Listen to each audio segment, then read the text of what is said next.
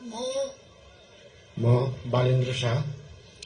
नेपालको सार्वभौम सत्ता र राजकीय सत्ता नेपालको सार्वभौम सत्ता र राजकीय सत्ता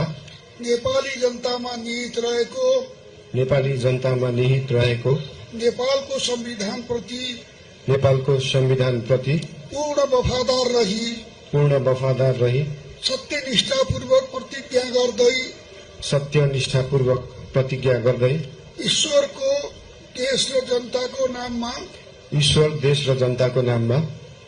शपथ लिन्छु कि प्रधानमन्त्री पदको जिम्मेवारी प्रचलित कानूनको पालना गरी मुलुक र जनताको भलो चिताई कसैको डर नमानी पक्षपात नगरी पूर्वाग्रह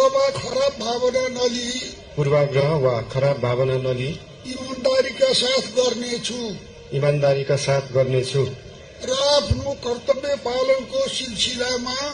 र आफ्नो कर्तव्य पालनको सिलसिलामा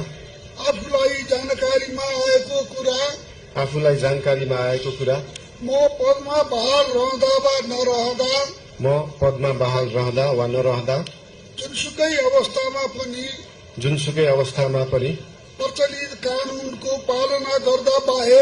प्रचलित कानूनको पालना गर्दा बाहेक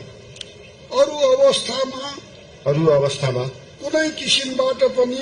कुनै किसिमबाट पनि प्रकट वा संकेत गर्ने छैन। धन्यवाद। यसपछि नवनियुक्त सम्माननीय प्रधानमन्त्रीज्यूलाई आफ्नो आसनमा रही शपथ पत्रमा हस्ताक्षर गरिदिनु हुन अनुरोध गर्दछु।